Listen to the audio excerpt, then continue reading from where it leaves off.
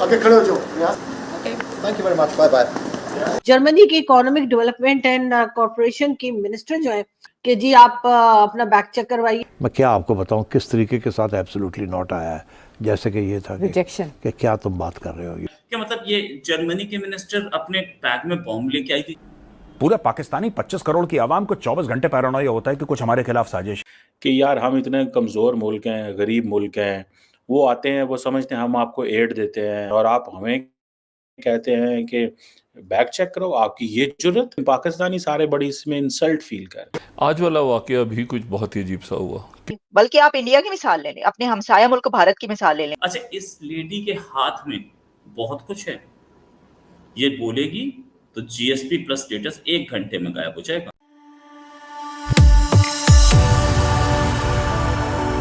जय हिंद दोस्तों, मेरे चैनल मोदी देश में आपका स्वागत है।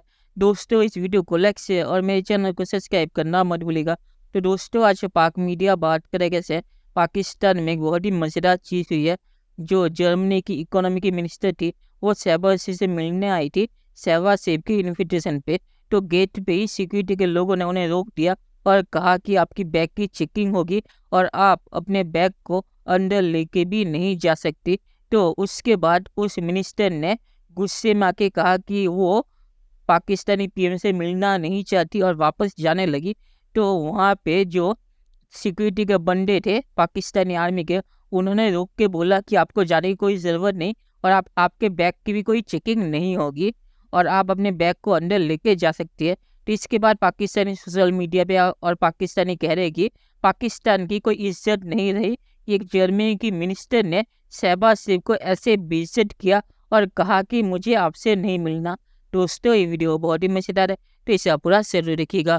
तो चलिए और इंतजार न करके वीडियो देखते हैं। आगे खड़े हो जाओ यहाँ से बस।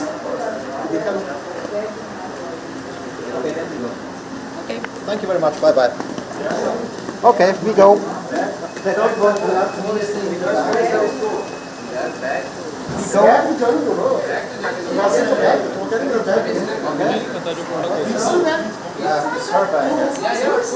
मुझे दे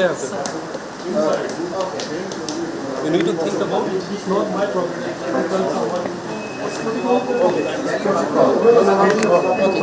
Only 3. जर्मनी की इकोनॉमिक डेवलपमेंट एंड कॉर्पोरेशन की मिनिस्टर जो है वो जी शहबाज शरीफ साहब से मिलने के लिए उनके ऑफिस गई थी और शहबाज शरीफ साहब के स्टाफ ने उनसे ये कहा कि जी आप अपना बैग चेक करवाइए और बैग ना सिर्फ ये कि चेक होगा बल्कि आपका बैग जो है वो बाहर ही रखा जाएगा, वो लेकर आप अंदर ऑफिस में नहीं जा सकती। इस बात का उन्होंने बहुत बुरा मनाया और उनका कहना ये था कि मैं वापस चली जाऊंगी। एब्सोल्युटली नॉट आगे से जवाब आ गया कि ये बात आगे बढ़ ही नहीं सकती, इसको तो आगे ले जाने नहीं है हमने, सवाल ही पैदा नहीं होता। तो उधर से तो एब्सोल्युटली नॉट ही आ गया। मतलब है कि मैं क्या आपको बताऊं किस तरीके के साथ एब्सोल्युटली नॉट आया है, जैसे कि ये था रिजेक्शन कि क्या तुम बात कर रहे हो। You demands are rejected, totally rejected, totally. इसमें इतनी गुंजाइश भी नहीं है कि आपके साथ बात भी हो सके। बल्कि आप इंडिया की मिसाल ले लें, अपने हमसाया मुल्क भारत की मिसाल ले लें। वहां पर कितनी बड़ी बड़ी कॉन्फ्रेंसेज होती हैं। G20 जो उन्होंने करवाई, पूरी दुनिया की अथॉरिटीज को उसके अंदर बुलाया। ऐसा कोई वाकया आपको देखने को मिला कि वहां पर किसी ने बुरा मनाया हो, कहा हो कि हम वापस जा रहे हैं? जर्मन्स के लिए ये कितनी इंपॉर्टेंट मीटिंग होगी, आपके लिए थी, ये तो पाकिस्तान के लिए थी ना। कि आप कह रहे होंगे चलो जी शुक्र है कोई मिलने के लिए, अच्छा इनसे जरा इकोनॉमी पे बात कर लेंगे, शायद कोई कर्जा मिल जाए वगैरह वगैरह। मगर जाहिर है कि पाकिस्तान की जो हालत है कि कभी इधर से लोन और कभी उधर से लोन और कभी किसी से पैसा और कभी किसी से डोनेशन मांगने की जो हालत हमने बना कर रखी है, तो डेफिनेटली इस वजह से पाकिस्तान को कई बार इस किस्म की एम्बैरेसिंग किस्म की सिचुएशन से गुजरना पड़ता है। पाकिस्तान का जो पैरानोया है, यानी कि एक ऐसा डर, आपको लगे कि हर पत्थर के नीचे मेरा दुश्मन है, हर पत्थर के पीछे, हर पेड़ के पीछे मेरा दुश्मन छुपा हुआ और मेरे खिलाफ साजिश हो रही है, पैरानोया। खैर दी, क्यों पाकिस्तानी आर्मी को हम दोष दें? That whole country suffers from paranoia. पूरे पाकिस्तानी 25 करोड़ की आवाम को 24 घंटे पैरानोया होता है कि कुछ हमारे खिलाफ साजिश। कि यार हम इतने कमज़ोर मुल्क हैं, गरीब मुल्क हैं, वो आते हैं, वो समझते हैं हम आपको एड देते हैं, हम आपको सपोर्ट देते हैं, हम आपको खैरात देते हैं, हम आपको पैसे देते हैं ताकि आपके मुल्क में स्कॉलरशिप आए, हम आपको मदद करते हैं और आप हमें कहते हैं कि बैक चेक करो, आपकी ये जुर्रत। पाकिस्तानी सारे बड़ी इसमें इंसल्ट फील कर रहे हैं। लेकिन मुझे ऐसे नज़र आ रहा है कि पाकिस्तानियों के अंदर अब पेशेंस कम होता जा रहा है। कि हमारी बेसिकली एक तो रिस्पेक्ट कम होती जा रही है कि जब पाकिस्तानी बाहर जाते हैं तो पाकिस्तानी नहीं वहाँ पे इस तरह एरोगेंट पेश आ सकते। आप क्या करते हैं ये? आप हमें देखें, आपकी पतलून उतार ली गई, आपकी बेल्ट उतार ली गई, आपका ये उतार लिया गया, वो उतार लिया गया। जर्मन मिनिस्टर साहिबा जो हैं वो ज़ाहिर बात है वो कहेंगी मैंने आपको पिछले साल तो हमने आपको 100 मिलियन यूरो दिया था, आपके मुल्क में फ्लड आए थे, आप मांगने आए थे पैसे हमारे पास। ऐसे ही है। आज वाला वाक़या भी कुछ बहुत ही अजीब सा हुआ, क्योंकि वो यहाँ पर लोग जो हैं उनके बाकी रहनुमाओं को नहीं पता था।